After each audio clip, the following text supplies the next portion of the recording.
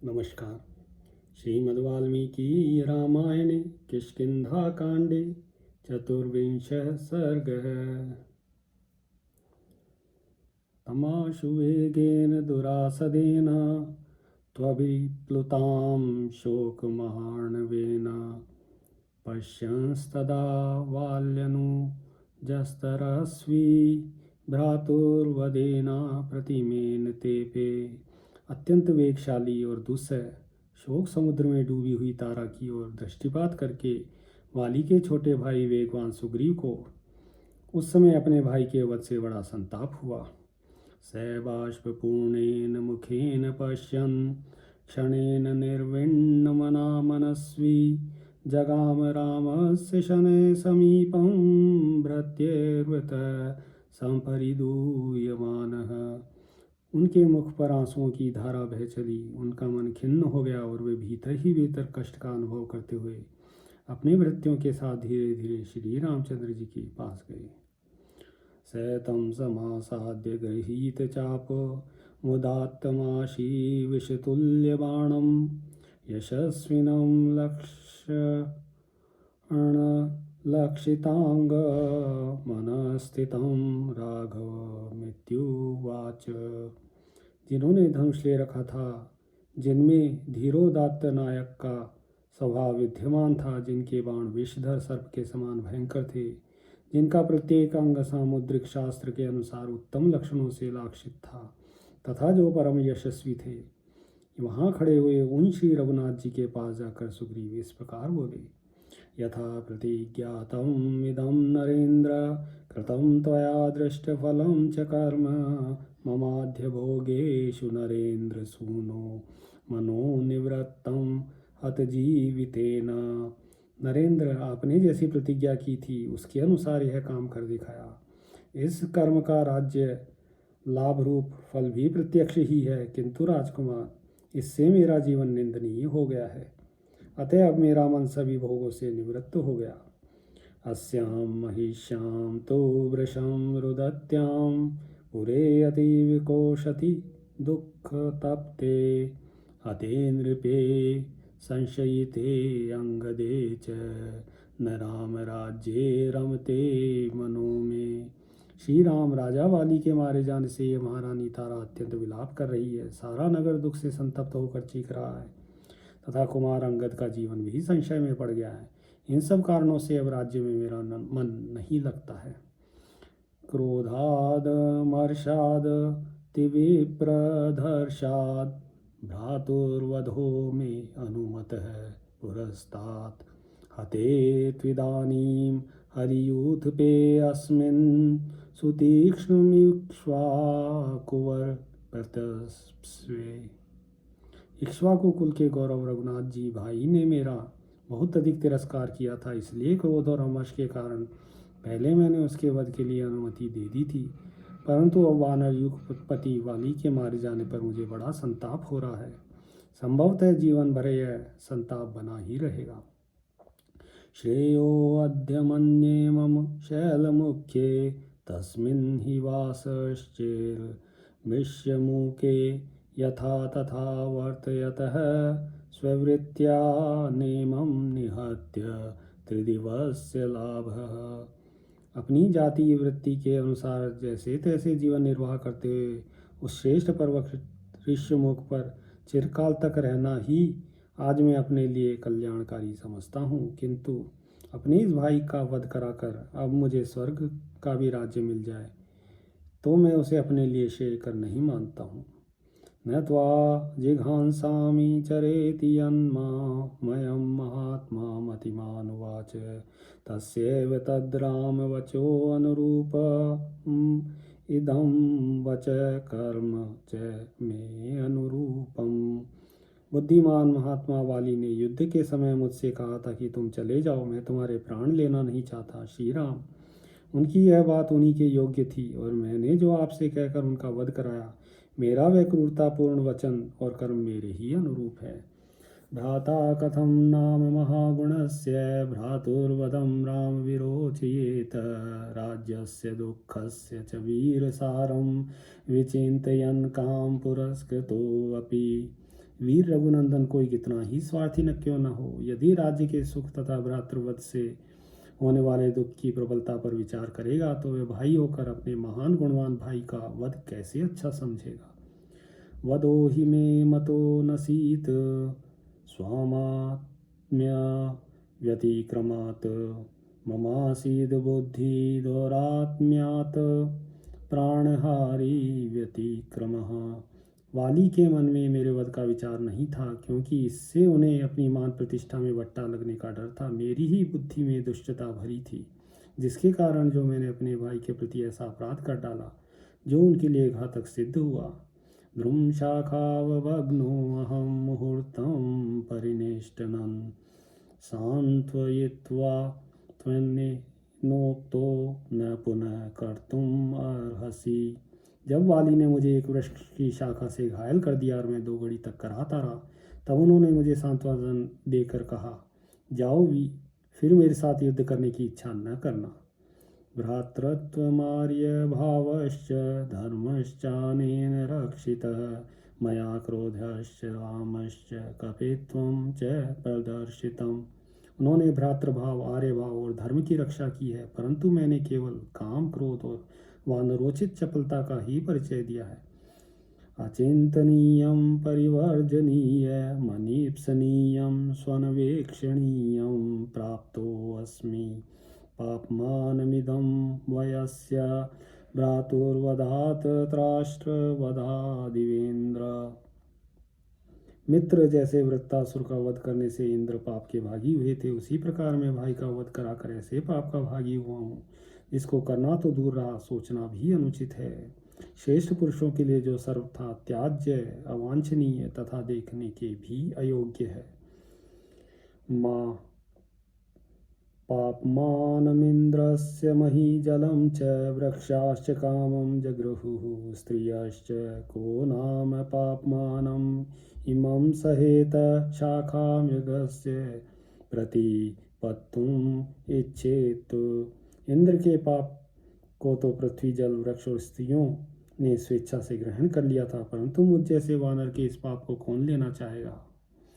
नार्हामि सम्मानम् इमं प्रजानां न यौवराज्यं कुत एव राज्यम् अधर्मयुक्तं कुलनाशयुक्तं मेवं विधं राघव कर्म कृत्वा। रघुनाथ जी, अपने कुल का नाश करने वाला ऐसा पापपूर्ण कर्म करके मैं प्रजा के सम्मान का पात्र नहीं रहा। राज्य पाना तो दूर की बात है, मुझ में युवराज होने की भी योग्यता नहीं है। पापस्य कर्तास्मि विगर्हितस्य शूद्रस्य लोकापकृतस्य लोके शोको महान् मामभि वर्तते अयं वृष्टेर्यथा निम्नमिवाम्बुवेगः। मैंने वह लोक निंदित पाप कर्म किया है जो नीच पुरुषों के योग्य तथा समस्त जगत को हानि पहुंचाने वाला है।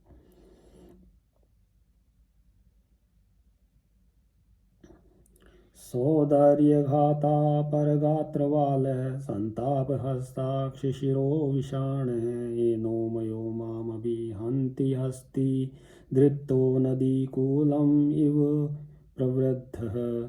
भाई का वध ही जिसके शरीर का पूंछ है तथा उससे होने वाला संताप ही जिसकी सूंड, नेत्र, मस्तक और दांत है, वह पाप रूपी महान मदमत्त गजराज नदी तट पर की भांति मुझ पर आघात कर रहा है।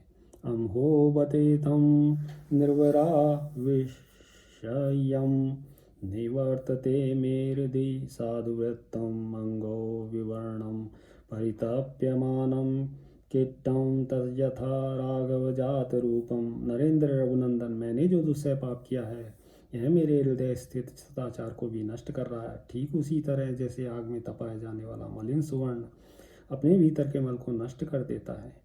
महाबलानां हरियूथपानां इदं कुलं राघवमन्निमित्तम् अस्यांगदस्यापि च शोकतापा दार्ढ्यस्थित प्राणमितीव मन्ये। रघुनाथ जी, मेरे ही कारण वाली का वध हुआ, जिससे संगद का भी शोक संताप बढ़ गया, और इसीलिए इस महाबली वानर युद्धपतियों का समुदाय अधमरा सा जान पड़ता है। सुतः सुलभ्य सुजनः सुवश्यः कुतोस्तु पुत्रः सुदृशो अंगदेन न चापि विद्येत स वीरदेशो यस्मिन् भवेत् सोदर सन्निकर्षः। वीरवर सुजन और वश में रहने वाला पुत्र तो मिल सकता है, परंतु अंगद के समान बेटा कहाँ मिलेगा। तथा ऐसा कोई देश नहीं जहाँ मुझे अपने भाई के का सामीप्य मिल सके।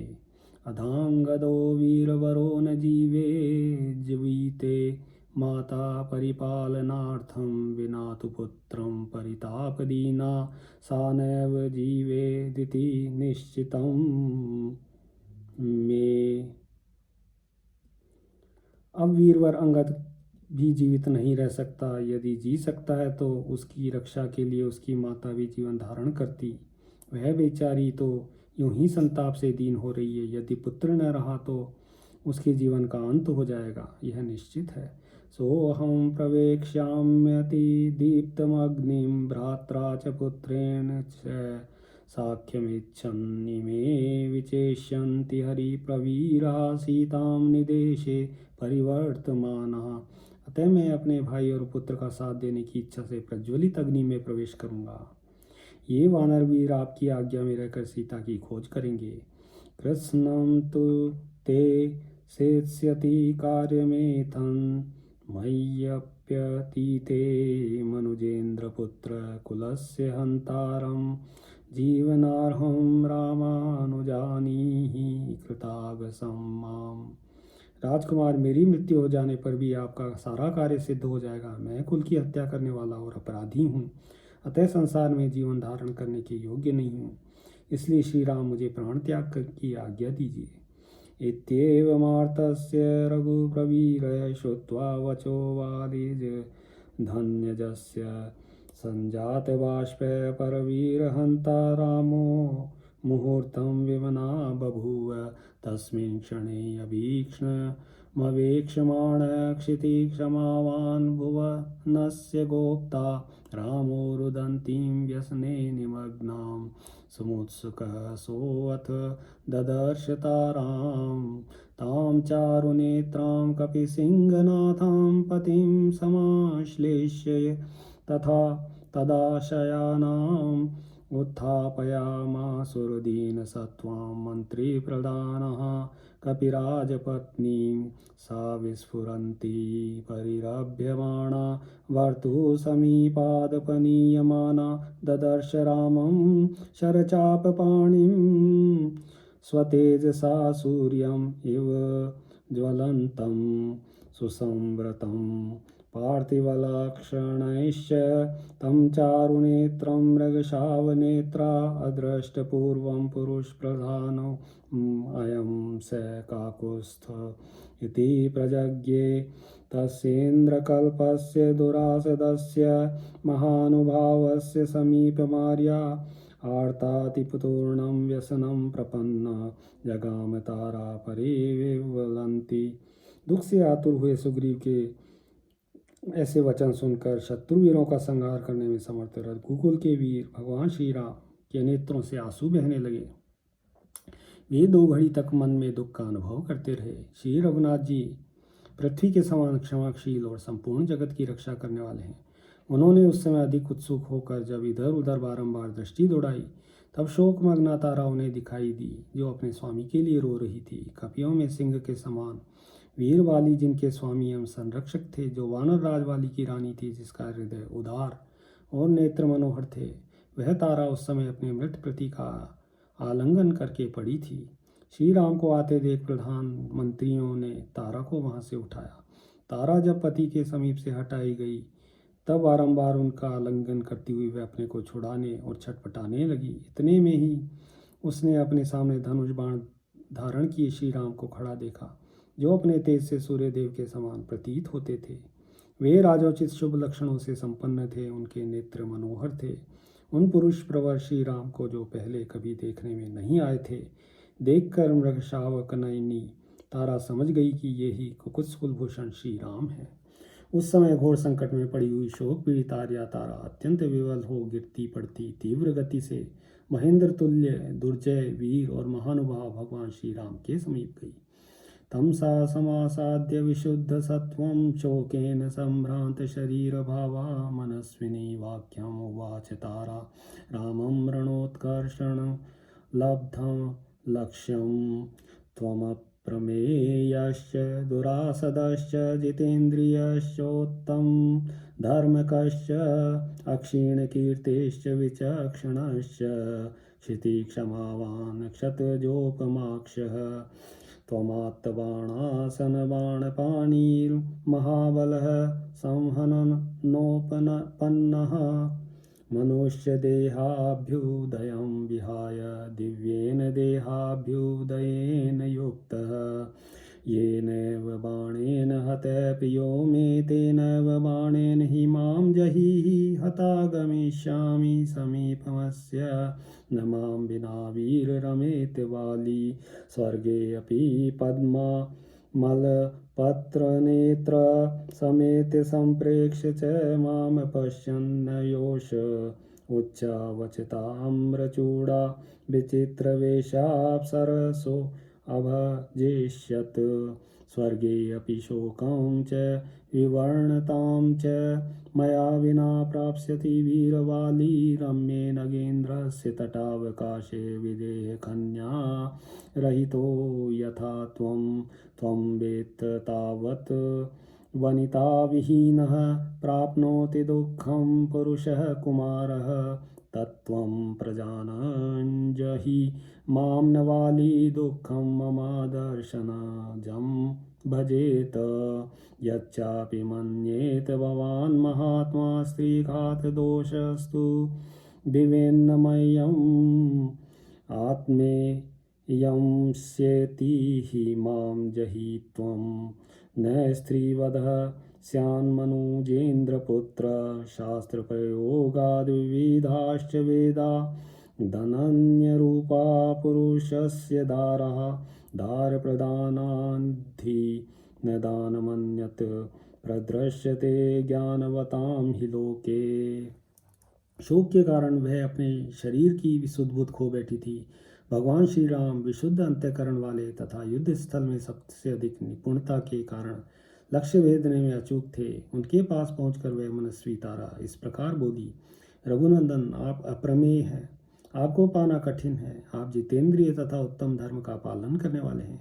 आपकी कीर्ति कभी नष्ट नहीं होती। आप दूरदर्शी एवं पृथ्वी के समान क्षमाशील हैं। आपकी आंखें लाल है, आपके हाथ में धनुष और बाण शोभा पाते हैं। आपका बल महान है, आप सुदृढ़ शरीर से संपन्न है और मनुष्य शरीर से प्राप्त होने वाले लौकिक सुख का परित्याग करके भी दिव्य शरीर के ऐश्वर्य से युक्त हैं। आपने जिस बाण से मेरे प्रीतम का वध किया है उसी बाण से आप मुझे भी मार डालिए। मैं मरकर उनके समीप चल जाऊंगी। वीर, मेरे बिना बाली कहीं भी सुखी नहीं रहेंगे। अमल कमल दोचन श्री राम स्वर्ग में जाकर भी जब वाली सब ओर दृष्टि डालने पर मुझे नहीं देखेंगे तब उनका मन वहाँ कदापि नहीं लगेगा। नाना प्रकार के लाल फूलों से विभूषित चोटी धारण करने वाली तथा विचित्र वेशभूषा से मनोहर प्रतीत होने वाली स्वर्ग की अप्सराओं को भी वे स्वीकार नहीं करेंगे। वीरवर, स्वर्ग में भी वाली मेरे बिना शोक का अनुभव करेंगे और उनके शरीर की कांति फीकी पड़ जाएगी। वे दुखी रहेंगे। जैसे गिरिराज ऋष्यमुख के सुरम्य तट प्रांत में विदेह नंदिनी सीता के बिना आपका कष्ट का अनुभव करते हैं। स्त्री के बिना युवा पुरुष को जो दुख उठाना पड़ता है उसे आप समझते हैं। इस तत्व को समझकर आप मेरा वध करिए, जिससे वाली को मेरे विरह का दुख न भोगना पड़े। महाराज, आप महात्मा हैं, इसलिए यदि ऐसा चाहते हैं तो मुझ स्त्री हत्या का पाप न लगे तो यह वाली की आत्मा है, ऐसा समझकर मेरा वध कीजिए। इससे आपको स्त्री हत्या का पाप नहीं लगेगा। शास्त्रोक्त यज्ञ आदि कर्मों में पति और पत्नी दोनों का संयुक्त अधिकार होता है। पत्नी को साथ लिए बिना पुरुष यज्ञ कर्म का अनुष्ठान नहीं कर सकता।